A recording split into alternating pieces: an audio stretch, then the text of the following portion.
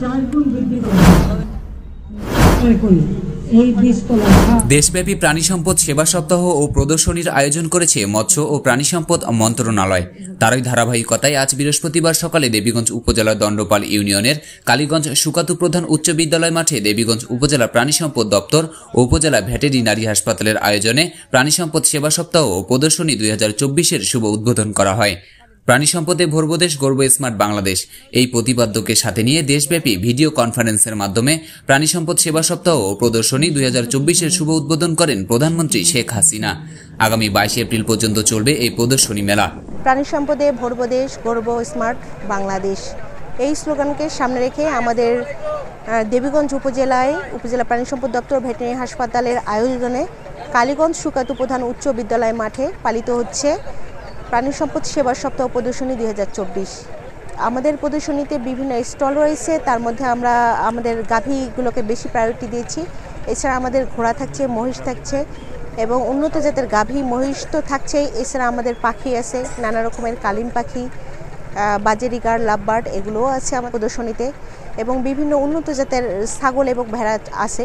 সব কিছু মিলে খামারিদের মধ্যে ব্যাপক উৎসাহ উদ্দীপনা বিরাজ করছে এবং খামারিদের অসংখ্য খামারি এসছেন। আমরা এখানে জাঁকজমকপূর্ণভাবে অনুষ্ঠিত হচ্ছে এবং আয়োজনটির সার্বিক সহযোগিতা করে প্রাণী সম্পদ অধিদপ্তরের ডেইরি উন্নয়ন প্রকল্প এবং মৎস্য ও প্রাণী সম্পদ মন্ত্রণালয়। এছাড়া দেশব্যাপী 64টি জেলা 466টি উপজেলায় এ প্রদর্শনী একযোগে অনুষ্ঠিত হয়।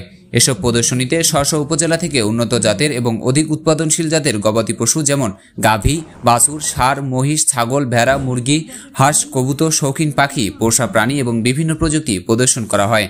উপজেলায় প্রদর্শনীতে ভিন্ন ভিন্ন ভ্যালু চেইন ভিত্তিক প্রায় 37টি স্টল স্থাপন করা হয়। প্রাণী সম্পদের উন্নয়নে ব্যবহৃত বিভিন্ন প্রযুক্তি, ওষুধ সামগ্রী, টিকা, প্রাণীজাত পণ্য উৎপাদন ও সংরক্ষণ সরঞ্জাম, মোড়ক সহ বিভিন্ন বাজারজাতকরণ প্রযুক্তির স্টলও প্রদর্শন করা হয়।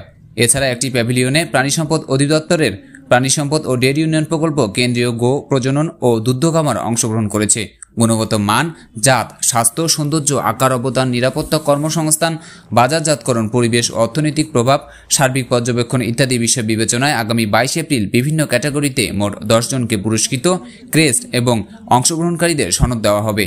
উপজেলা নির্বাহী অফিসার শরীফুল আলমের সভাপতিত্বে উদ্বোধনী অনুষ্ঠানে প্রধান অতিথি হিসেবে উপস্থিত ছিলেন উপজেলা পরিষদের চেয়ারম্যান আব্দুল মালেক চিস্তি।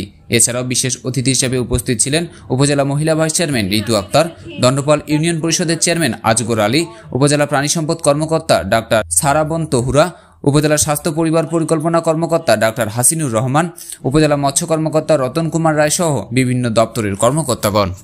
আমরা কিছুদিন আগে দেখেছি প্রাণী সম্পদ অফিসার সহ প্রাণী সম্পদ দপ্তরের অন্যান্য কর্মকর্তা কর্মচারীরা গ্রামে গ্রামে গিয়ে ভ্যাকসিন প্রদান করেছে। হাঁস মুরগি পালন করি, তাহলে কিন্তু আমাদের পরিবারের প্রোটিনের চাহিদা অনেকটা পূরণ হয়েও আমরা বাজারে বিক্রি করেও সমাজের জন্য কিছু করতে পারি। এটা যদি দেবীগঞ্জ হইতো, এই অনুষ্ঠানটা যদি দেবীগঞ্জ হইতো, অনেকে যেতেন না, কিন্তু আমরা এখানে এসে অত্যন্ত খুশি হয়েছি।